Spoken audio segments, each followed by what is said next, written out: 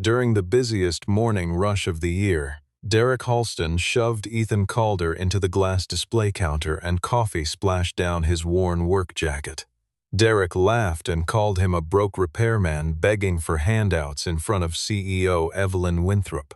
No one moved. Ethan straightened himself, gathered the fallen folder, and asked Derek whether he was certain he wanted to put his hands on him again. Evelyn rose so fast her chair scraped the floor. She looked at Derek and said, "You just shoved the man who holds the legal right to shut down every location we operate." The entire cafe went silent. If stories like this one keep you watching until the very last word, subscribe now and stay for every turn this one still has left to make. Morning Foundry and Finch hosted the most important gathering in its 20-year history. The cafe was already alive before sunrise, its original copper espresso fixtures gleaming under warm overhead lights, and the smell of single-origin medium roast moving through the space like something that remembered itself. The location sat on the corner of a narrow Chicago block where the building's brick face had never been repainted, where the front window still wore the etched script Rachel Calder had chosen in the weeks before the grand opening, and where the floors were the same wide plank hardwood Ethan had sanded himself on a borrowed machine one October weekend 2 decades earlier. Nobody had rescheduled the signing ceremony for the $750 million hospitality acquisition that afternoon, because of weather, staffing shortages, or nerves, and the 12 current members of the Winthrop Coffee and Hospitality Board expected every detail of the flagship to project the kind of effortless excellence that justified 9 zeros on a term sheet. Derek Halston had arrived before 7, before the first barista had unlocked the street-level door, and he had immediately begun turning the cafe into the version of itself that existed only in the reports he submitted to the home office. He instructed the opening crew to move 3 machines with visible error lights into the back hallway and cover them with a tablecloth, to replace the customer feedback binders on the host, stand with a set of blank ones, and to send 3 of the longest-tenured staff members home for the day under the pretense of a schedule adjustment. Since their worn uniforms and the casual ease with which longtime employees addressed regulars by name struck him as details that read as informal rather than welcoming. Nina Brooks, who had managed Foundry and Finch for 6 years, and who understood the difference between the cafe as it was and the cafe as Derek described it, raised an objection when she saw one of her best barista's name scratched off the staffing board with a grease pencil. But Derek placed both hands flat on the counter and told her in a low, even voice that the whole location could be flagged for administrative review before the end of the week if she could not manage a single morning without creating friction. Ethan Calder appeared at the side entrance just after 8, carrying a steel toolbox in his left hand and a battered accordion folder under his right arm, the brass key to the original roasting system clipped to the outside of his jacket pocket, where it caught the light once and then disappeared against the dark fabric. He had not announced himself to the front security position because Evelyn Winthrop had invited him directly, and the arrangement had been made through her personal assistant rather than through Derek's office calendar. But when Ethan reached the lobby threshold, the guard on station did not find his name on the approved visitor manifest because Derek had removed it 2 days earlier after he discovered the meeting existed.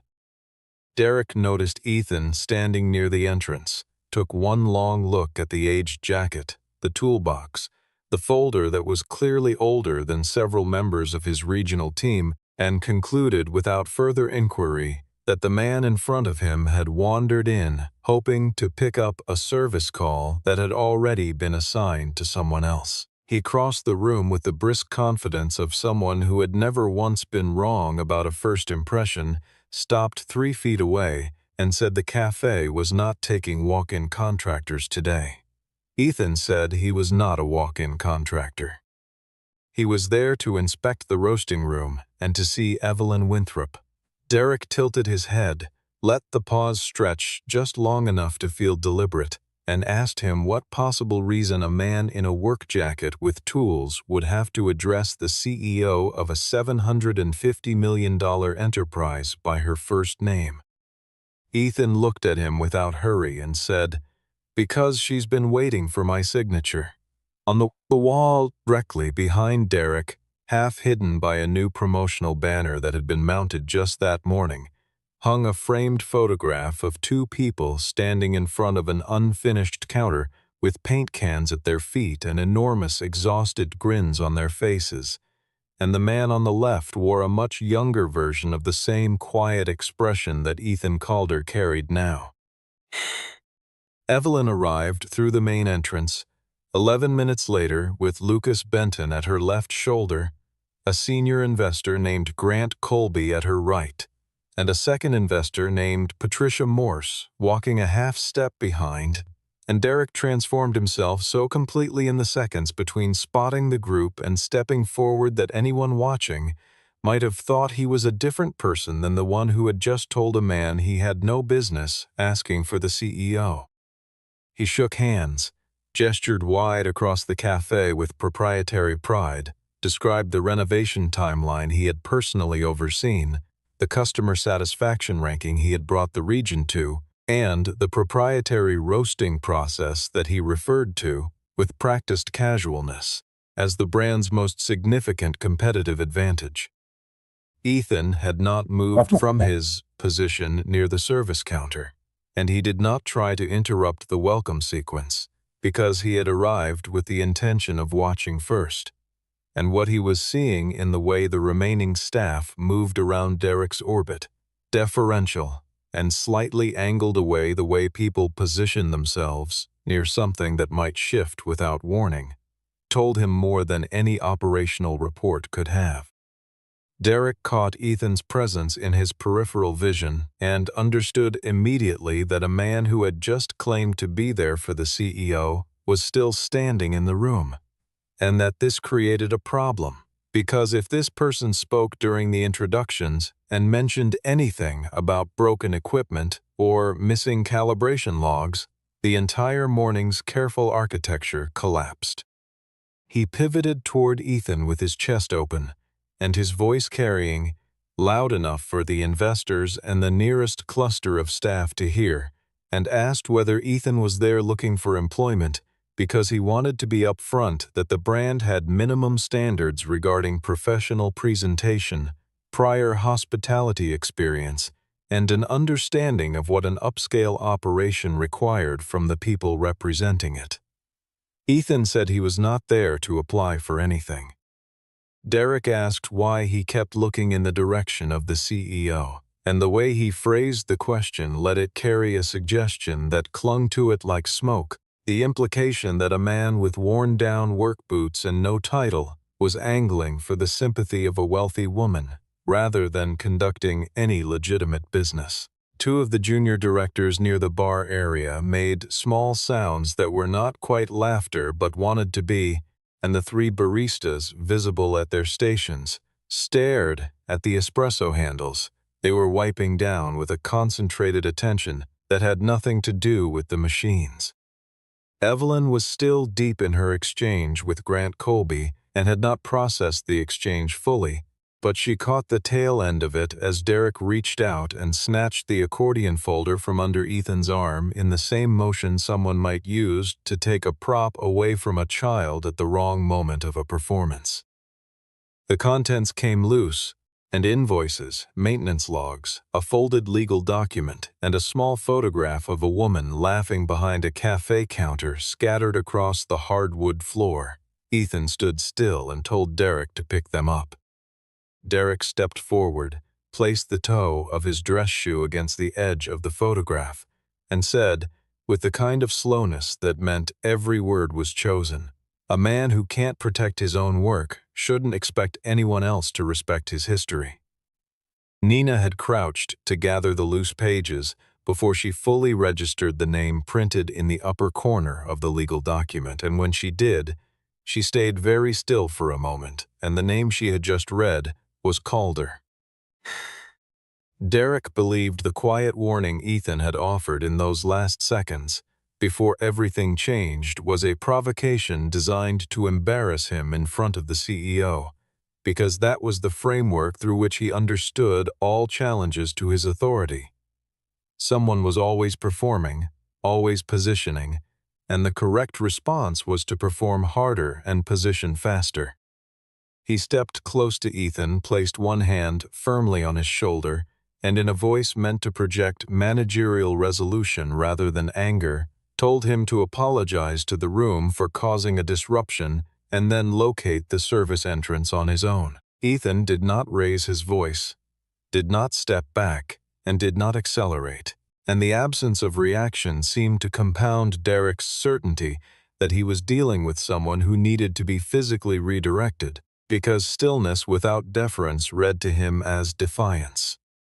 He pushed, not with his full weight, not with rage, but with the flat dismissiveness of someone removing an obstacle, and Ethan's shoulder met the glass display case hard enough to rattle the cups on the shelf behind it, and a full ceramic mug of coffee that had been resting on the counter edge tipped and emptied itself across the left side of Ethan's jacket and pooled at the base of the dropped toolbox. The room stopped. Not the gradual quiet of a crowd noticing something worth watching, but the instantaneous stop of people who understood without deliberation that something irrevocable had just happened.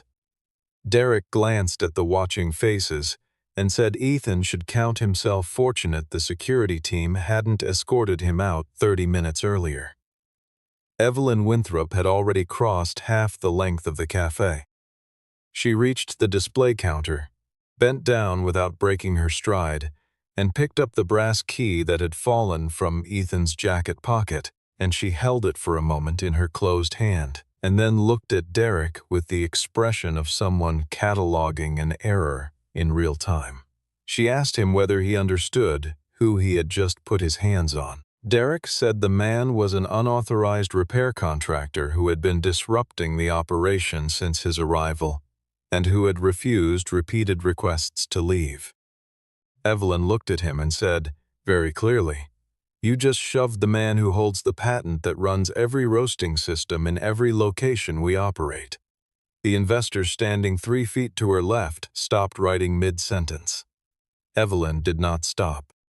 She said Ethan Calder was also the co-founder of Foundry and Finch, the legal owner of the building they were all currently standing inside, a founding shareholder in Winthrop Coffee and Hospitality who had never diluted his position, the only individual whose signature was required to extend the licensing agreement before the acquisition closed, and the one person in the state of Illinois with the contractual standing to trigger a full operational audit that would freeze every transaction on the table until it was resolved.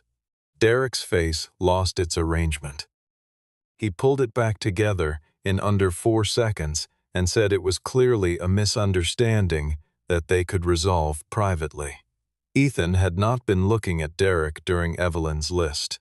He was looking at the staff, at Nina standing with the recovered pages still in her hands, at the barista nearest the machine whose apron was twisted at the waist from how long he had been holding himself carefully still, and at the woman at the register who had not looked up once but whose breathing was visibly controlled.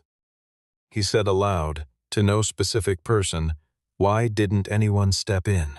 The silence that followed was heavier than the first one, and Nina finally said, without raising her eyes, "Because he made everyone believe that speaking up meant losing the job."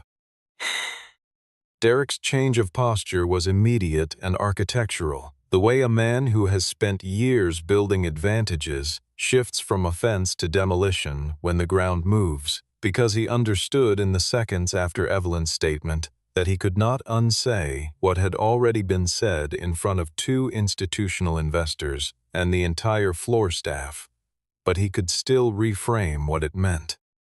He stopped describing Ethan as a trespasser and pivoted to characterizing him as an opportunist, a founding stakeholder who had spent the better part of 2 decades absent from the operation, who had accepted compensation and retired to private life, while the Winthrop family and its executive team had done the actual work of turning a single-corner cafe into a 240-location enterprise spanning 3 time zones. He addressed Grant Colby and Patricia Morse directly, speaking at the tempo of a prepared briefing, explaining that in acquisitions of this scale, it was not unusual for legacy contract holders to surface at strategic moments and leverage dormant rights to extract additional financial concessions, and that the founding documents contained language giving Ethan limited audit privileges that had never been intended as an operational veto, but could be misread that way by someone motivated to delay. Before the assembled investors, Derek offered a constructed version of recent events in which Ethan had abandoned the brand after his wife's death, leaving a single underperforming location while the Winthrop infrastructure had built the enterprise around it, in which the Calder patent was a contractual artifact rather than the engine of the business, and in which the scene at the counter had been a security misunderstanding provoked by Ethan's refusal to follow standard visitor protocols. Ethan did not respond emotionally to any part of it. He asked Derek to produce the complete unedited footage from the cafe's interior cameras, covering the period from 7 in the morning to the present moment. Derek said the recording system had experienced a technical failure overnight, and that the footage from that window was unavailable. The coincidence settled in the room with a particular weight, and Evelyn caught it, and Lucas caught it, and the investor Patricia Morse wrote something in the margin of her notepad, and then capped her pen.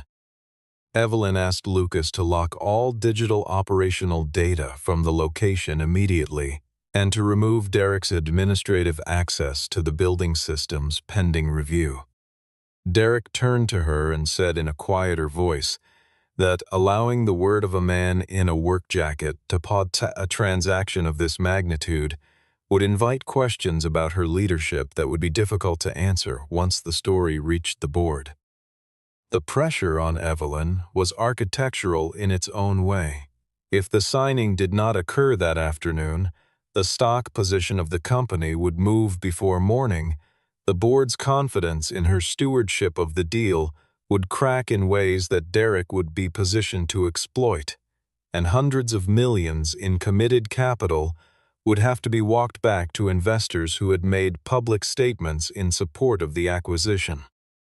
Ethan watched her absorb all of it, and saw the thing that happens to someone who genuinely believes in the institution they lead when they discover the institution has been doing something the belief cannot contain.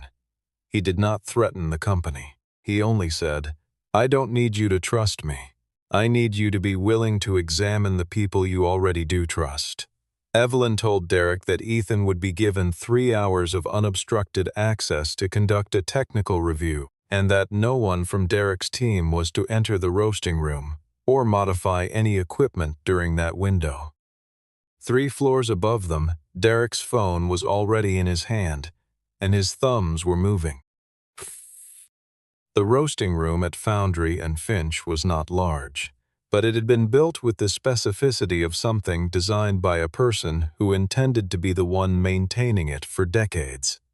Every junction panel, labeled in Ethan's own handwriting, every calibration point color-coded in a system he had taught Rachel over a long weekend when the first machine arrived on a rented pallet truck. Ethan entered the room with Evelyn, Nina, Lucas, and Derek, who had insisted on being present, and who stood near the doorway with his arms crossed in the posture of a man overseeing an inconvenient formality.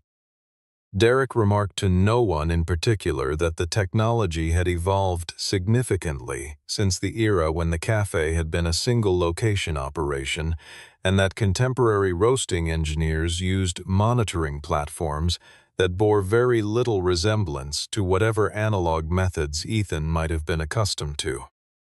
Ethan opened the primary control housing, inserted the brass key into the diagnostic port that existed on every original Calder pulse unit, and had never been publicized in any manual or technical document, and accessed the audit mode that he had designed precisely because he had always understood that the most important data in any system was the data that no one thought to falsify.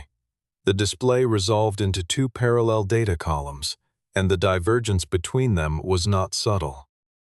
The first column contained the formatted operational reports that had been transmitted to the corporate technical office on a monthly schedule. The second column contained the raw machine logs stored in the onboard controller's isolated memory, and the two records described different cafes entirely. The logs showed that the premium single-origin bean specification required under the Calder Pulse licensing agreement had been replaced with a commodity blend at a price point roughly 40% lower, that the roast temperature curves had been manually adjusted to compensate for the quality differential in a way that technically produced drinkable coffee while masking the substitution from casual tasting, that the automated cleaning cycles had been skipped on a pattern that corresponded to weeks when Derek's regional schedule showed him as based in another city, that the safety filters on 3 of the 4 active burner units had been reinstalled past their certified service limit, and that every automated warning the system had generated over the preceding 14 months had been dismissed from an administrative account registered to Derek Halston. Derek said the data had almost certainly been altered by Ethan himself, possibly during prior visits to the location or through remote access, and he said it in the tone of someone who still believed audibility was the same as credibility. Ethan asked Lucas to check the creation timestamps on each log entry and to cross-reference them against the digital sign-in records from the building's visitor system. The logs predated Ethan's most recent access to the building by 8 months, and several of the most significant discrepancy entries had been generated on dates when Ethan had been in a different state entirely, which Lucas confirmed by pulling the flight booking on his phone. Nina reached into her jacket pocket and produced a small accordion folder of her own containing paper invoices for parts and consumables that she had been collecting for 11 months and storing in a zip pouch at the bottom of her apartment's filing cabinet. The unit prices listed in Derek's regional procurement reports were, in several cases, 5 times higher than the amounts shown on the actual supplier invoices, and the name of the company appearing as the billing intermediary on nearly every inflated transaction was Halston Service Solutions, the ownership of which could be verified in under 4 minutes through a publicly accessible commercial registry that listed Derek's younger brother as its sole registered officer. Evelyn asked Derek when he had last disclosed a family business relationship to the company's Conflict of Interest office. Derek said that Ethan and Nina had clearly coordinated this in advance, and that the presentation had the structure of a deliberate attempt to damage him professionally on the highest visibility day of the fiscal year. Ethan opened the final directory in the audit log, and there, time-stamped for 11:58 that evening, was a scheduled command string that would have pushed the number 4 burner unit past its thermal threshold, in a way the machine's internal failsafe had been partially disabled to permit, and the window in which it was set to trigger corresponded exactly to the time of the evening signing ceremony. The roasting room went quiet in a different way than the cafe floor had, because the people in it understood systems, and understanding systems meant understanding what it looked like when one had been aimed at something rather than simply failing. Evelyn stood with her back to the control panel and asked Ethan the question she had been holding since the moment she had retrieved his brass key from the floor. She asked why a man who held a patent generating royalties across 240 locations had spent the last several years accepting serviced calls for broken refrigeration units in borrowed commercial vans. Ethan took a moment before answering, not because he was uncertain, but because the full answer contained a person he did not offer casually to rooms full of people who had not earned it. He and Rachel had opened Foundry and Finch with the combined savings from 3 years of dual incomes, a short-term loan from Rachel's mother, and a decommissioned industrial roaster that Ethan had rebuilt from component level over 4 months in a rented garage. Rachel had designed the menu, built the service philosophy from first principles, and spent her first operating year learning the names of every regular customer within 2 weeks of their first visit, and Ethan had engineered the roasting process until it did something that no production-scale system had managed before. It produced a cup of coffee that tasted the same on the 100th batch as it had on the first. When Evelyn's father had approached them about a licensing arrangement and regional expansion, Ethan had agreed on 5 conditions that he had written out by hand and insisted be incorporated into the founding contract verbatim. That every employee across the expanded brand be paid a living wage without exception. That quality standards not be adjusted to serve margin targets. That the original Foundry and Finch location remain operational in perpetuity regardless of its individual profitability. That the Calder Pulse system never be deployed outside its safety specifications, and that the founders retain the right to intervene if any of those conditions were being systematically violated. 18 months after the first licensing agreement was signed, Rachel was diagnosed with a condition that moved faster than the specialists had predicted, and by the time Sadie was 9 years old, Ethan was the only parent she had. He had not abandoned the brand. He had made a choice about which thing he was unwilling to fail at, and once Sadie was old enough to understand the choice, she had told him she was glad he had made it. He kept his shares and his patent rights and his audit privileges, but he had stepped away from anything that required him to be somewhere other than home at a predictable hour. And the service repair work was not a cover story or an act of self-effacement. It was the work that kept him closest to the physical reality of what the machines he had designed actually did in the hands of people who had not built them. He was not poor. He was someone who had decided that a great deal of what wealth was supposed to demonstrate was something he already knew about himself. Evelyn absorbed this without speaking. She had grown up inside the Winthrop name, which meant she had grown up inside the story the name told about itself, and she was now sitting with the knowledge that the actual origin of the thing she ran was a photograph on a wall that her own vice president had covered with a banner advertising a seasonal beverage. She said that the hardest part was not knowing what Derek had been doing. She said the hardest part was knowing that every person in her flagship location had known something was wrong for months and had understood that telling the truth was a faster route to unemployment than staying quiet. Lucas's phone lit up on the edge of the counter, and he looked at it and told them that Derek had just submitted a formal complaint to the board's legal channel, accusing Ethan of deliberately triggering a false equipment alert to create grounds for a license suspension and demand a 9-figure settlement.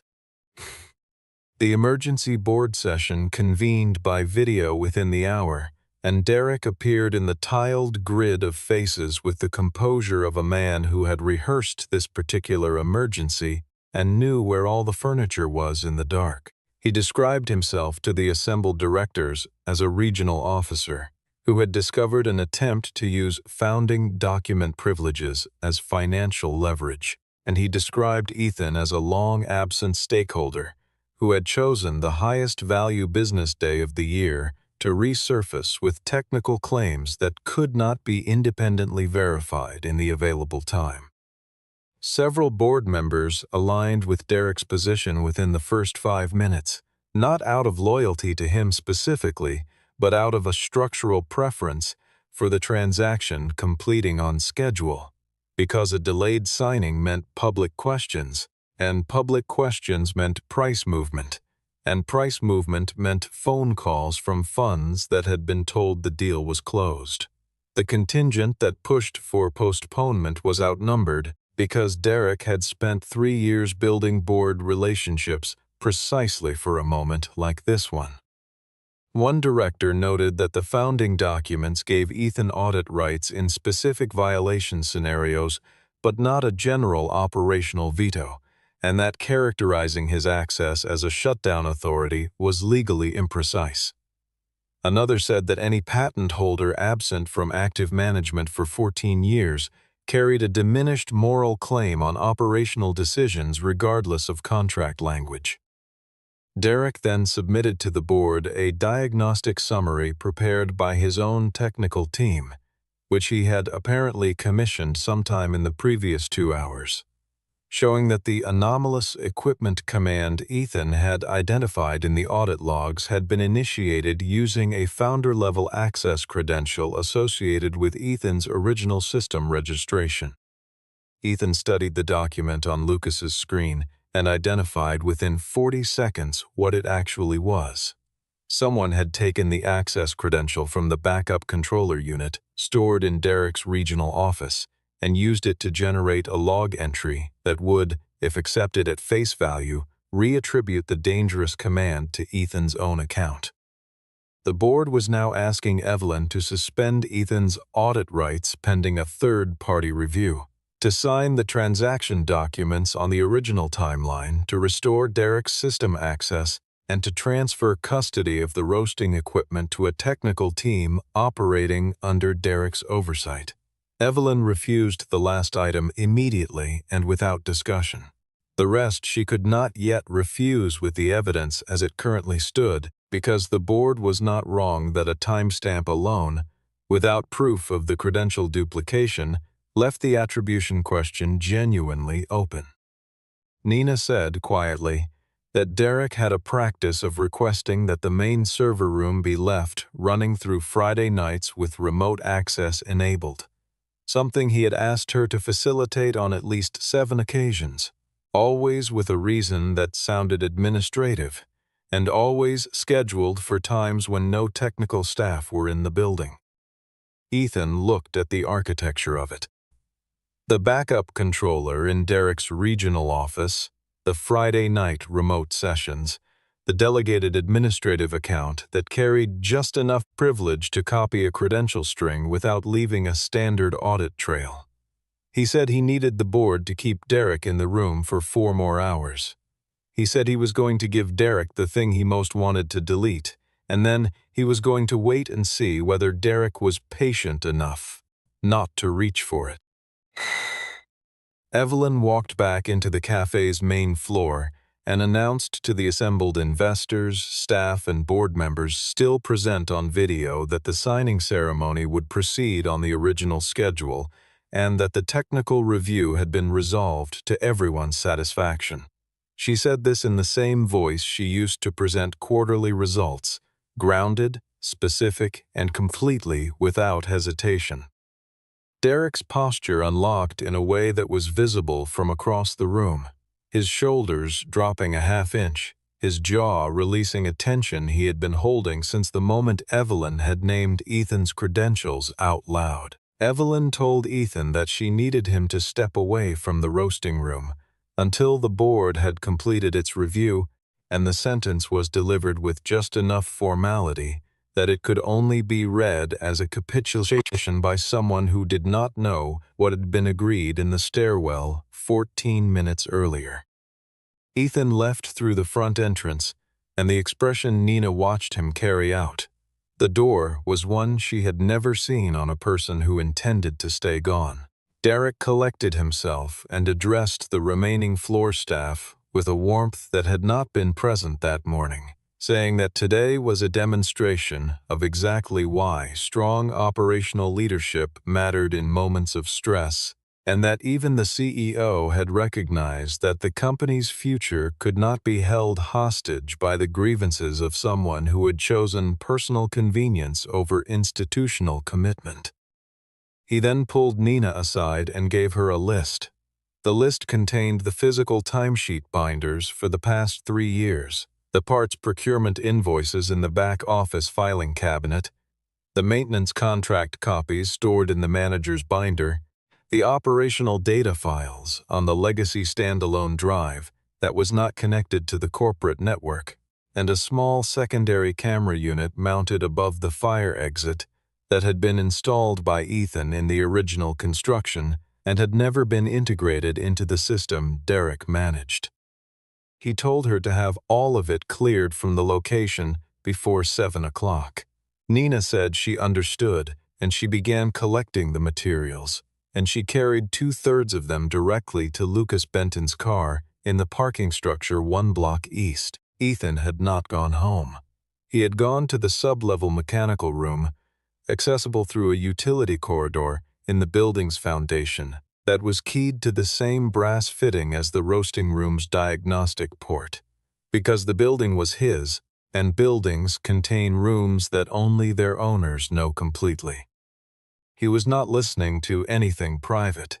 He was monitoring the system logs from the original network node that the building ran on independently of the corporate infrastructure, which was within the scope of his ownership rights in a way that required no interpretation. Derek, believing the location was secure, called his brother from the cafe manager's office using the business telephone line, which automatically logged and archived all outbound calls per a regulatory compliance policy that Derek had approved but apparently never read. And in the course of that conversation, he told his brother to have the acquisition documents for the building prepared and ready to execute the moment. Ethan's founding status was formally challenged because the property had been systematically undervalued for 2 years, and the gap between current assessed value and actual market rate was the real reason any of this had been worth the effort. He said, in the same call, that the profitability problem at the location was not an accident. He said a cafe that lost money was a cafe that could be purchased for what the land was worth. Lucas received the call transcript automatically through the archived business communications platform. The bait file Ethan had created was named Founder Authorization, and he placed it in a directory that Derek's technical team would see as a repository of the original licensing documents, and he made it visible from the access credential that had been used to generate the false log entry. The Founder Authorization file appeared in Derek's monitoring feed at 4:47 in the afternoon, and he stared at it for 90 seconds before he made the decision that people who believe they are the only clever person in a room always eventually make. He used the copied credential, accessed the directory, and initiated a delete command, and the system he used to do it was his own corporate workstation, running on his own network profile, authenticated through his own biometric login, and at the moment he executed the command, the Calder Pulse diagnostic system recorded the device identifier, the network address, the security fingerprint of the terminal, the time to the nearest second, the administrative account that had enabled the credential duplication, and the specific deletion instruction as it was entered, and it packaged all of it into a signed verification file and transmitted a copy simultaneously to Ethan's phone, to Evelyn's tablet, and to the archived legal correspondence folder that Lucas maintained on the company's document server. Derek did not know this had happened.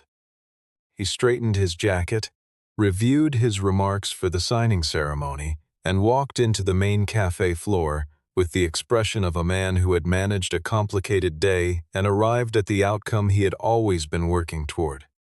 Evelyn had asked the full floor staff to remain present for the signing, and Derek read this as staging, as her desire to have witnesses who were emotionally invested in the company's success, arranged in the background of what would become a widely circulated photograph. Ethan came through the front entrance wearing the same coffee-stained jacket he had been wearing that morning, and he did not move quickly, and he did not look around the room before he looked at Derek. Derek demanded to know who had authorized his return. Ethan reached into his jacket pocket, produced the brass key, and placed it on the table beside the signing documents.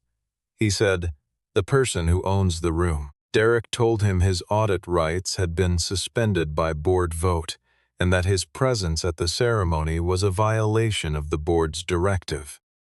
Lucas set a bound copy of the original founding agreement on the table next to the brass key and said that the board's suspension authority under the founding document was conditional on the absence of active fraud evidence, and that the evidence currently documented met the contractual threshold required to keep Ethan's rights fully intact.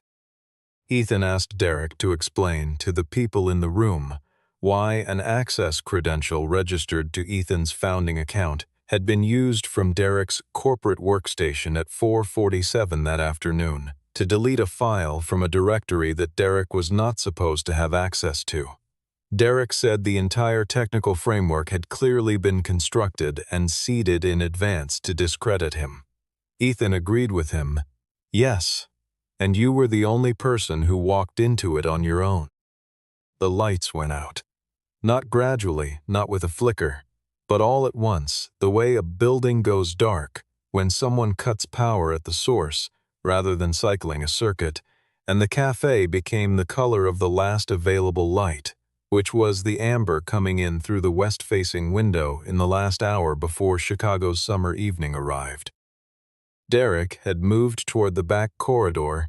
In the same second, the room went black, and he was reaching for the portable storage drive in his jacket pocket when the original Foundry and Finch electrical system, designed by Ethan as a completely independent backup circuit drawing from a dedicated panel that shared no junction with the corporate-managed power grid, came online. The cafe's original incandescent pendant lights rose slowly to their full amber warmth. The central display screen rebooted from the offline server cache. The copper espresso fixtures caught the light the way they had on the day Rachel had stood behind them for the first time and told Ethan she thought they had actually done it. Derek stopped moving. The binders of evidence were already on the main table. Evelyn stood in front of the assembled investors, staff, and board members remaining on the video feed and walked through what the documents showed without editorializing and without apology. She described the bean substitution and the temperature adjustments. She described Halston Service Solutions and the inflated procurement invoices and the gap between what suppliers were paid and what Derek's reports claimed.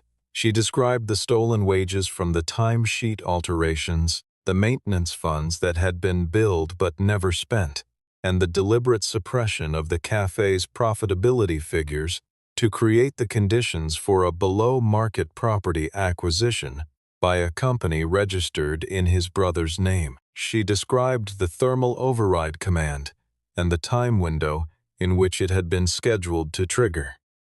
She described the recorded phone call and the deletion attempt from Derek's own terminal and what the forensic timestamps confirmed about the credential duplication.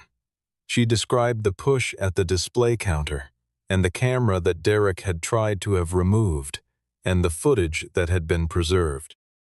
Derek, when the last document had been displayed, turned to Nina and named her, and then turned to a junior technician named Landon Wheeler, who had been standing near the espresso bar with his arms at his sides throughout the entire proceeding. And he said that both of them had been working around him and feeding information to Ethan in a coordinated effort to remove him from a role he had built through years of genuine contribution. Ethan said, "That's how you've run this place. You always keep someone smaller standing close enough to carry the weight when it falls." Evelyn told Derek that his employment was terminated, effective immediately, and that his building access, system credentials, and corporate accounts were all revoked as of that moment. Lucas told him that the documented material would be provided to the relevant regulatory and investigative authorities and to the company's insurance carrier by close of business. The security team walked Derek out of Foundry and Finch through the same front door where he had stood that morning, deciding that Ethan Calder was the kind of person the world was built to move around. At the threshold, he stopped and said Ethan had only won because he had held onto a set of old paperwork. Ethan looked at him and said, "No. You lost because you believed the man in the old jacket didn't know his own worth." After Derek was gone, the board convened again, and the investors were still present, and several of the directors who had supported Derek's position an hour earlier were now very careful about where they looked when they spoke. And the dominant request from the remaining quorum was that Ethan sign the renewal documents immediately so the acquisition timeline could be salvaged before the markets opened. Ethan did not sign. He had not come back through the front door for the signature.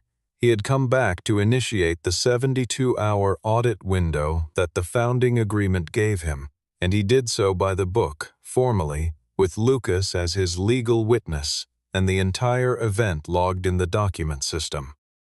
The audit required every one of the 240 Winthrop coffee and hospitality locations to halt new vendor contracts, freeze procurement, and submit to a verification review covering employee compensation records, ingredient sourcing documentation, maintenance histories, equipment safety status, and any outstanding contracts with entities connected to Derek Halston's network.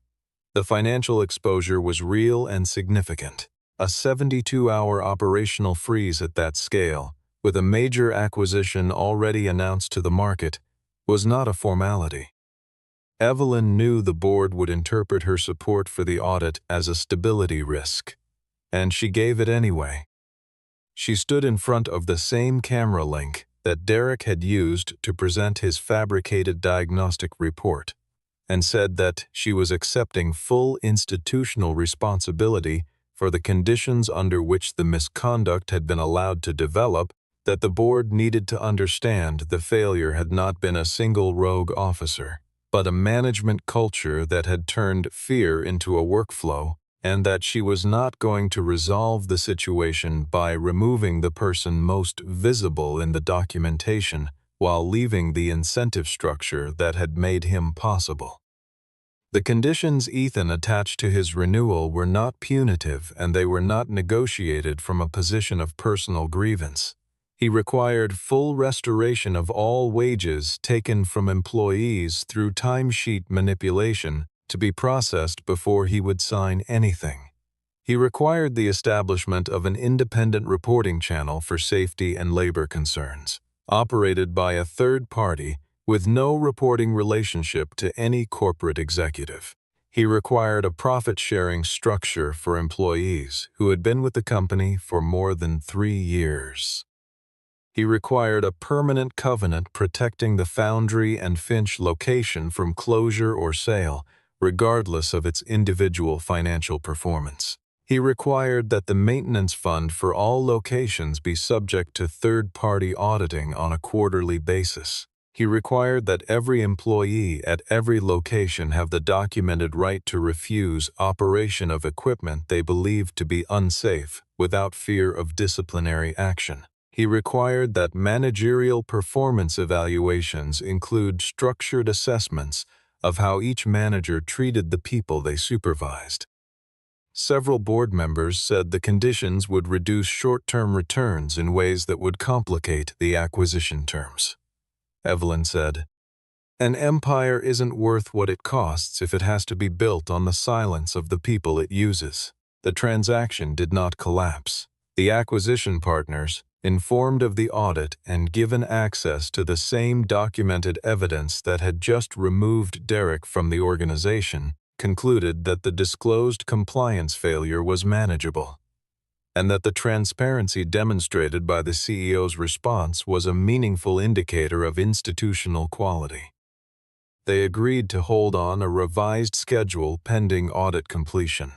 Ethan signed the conditional renewal after the first batch of restored wages was confirmed by payroll, and he signed it at the same counter where a cup of coffee had been pushed off its edge and ruined a jacket that he still had not replaced. 6 months later, Foundry and Finch had been restored to its original interior. the renovation undoing what 3 years of Derek's management directives had done to it.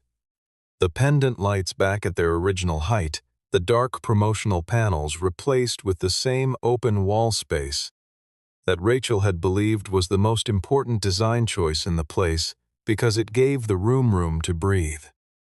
The framed photograph that had been half hidden behind the seasonal banner was now centered on the wall facing the entrance, and beneath it, on a small brass plate, was the line Rachel had written in the founding document, and that Ethan had insisted be embedded in every renewal agreement since, built so that everyone has a place to sit.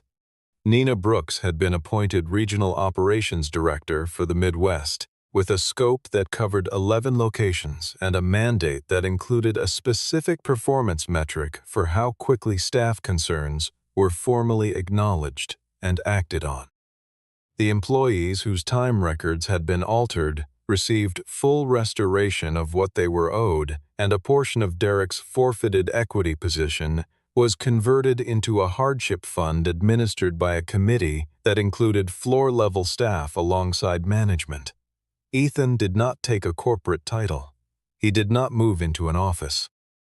He accepted a formal role on the company's Independent Operations and Safety Council, which met quarterly and which had the authority to request a full compliance review at any location with cause, and he continued accepting service calls from independent restaurant operators who needed someone who understood what was actually happening inside their equipment. Sadie came to the reopening of the cafe on a Tuesday afternoon in early November, and she stood for a long time in front of the photograph of her parents with the paint cans at their feet and the enormous grins, and she told her father that Rachel would have been deeply satisfied to know that Foundry and Finch had not become the opposite of what they had built it to be. The last customers left as the early dark of late autumn settled over the block outside, and Evelyn sat down across from Ethan at the small table beside the window that had always caught the best of the afternoon light and now caught the reflection of the original pendant warmth. She told him that her greatest failure had not been in trusting Derek, because she had trusted him within a system designed to make him trustworthy on paper, but in creating a system that made it more dangerous to speak than to be silent, and that she understood the difference. Ethan said that her failure and her correction were both now part of the record, and that the record was the only honest way any institution kept its shape. Evelyn asked whether he believed there was enough trust between them to keep building something together. He said trust was not made in a single afternoon or a single decision, but she had started rebuilding it the right way, and that was more than most people allowed themselves to do. She invited him to dinner on a night with no lawyers present, no board members, no contracts requiring countersignatures. He said yes, but told her they were going to have coffee at Foundry and Finch first. As the two of them were fishing, a young staff member who had started the previous week came to clear the table, glanced at Ethan's jacket, and asked whether he was the repair technician who had been in earlier. He smiled and said, "Yes, I fix things that other people have decided are too far gone to save." Evelyn looked around the cafe that had once gone silent out of fear, now full of voices layered over each other in the easy way of a room where people felt comfortable staying longer than they needed to, and she thought about the single father in the worn jacket who had been shoved into a glass counter in front of everyone, and had not fallen, and had not run, and had not taken the empire.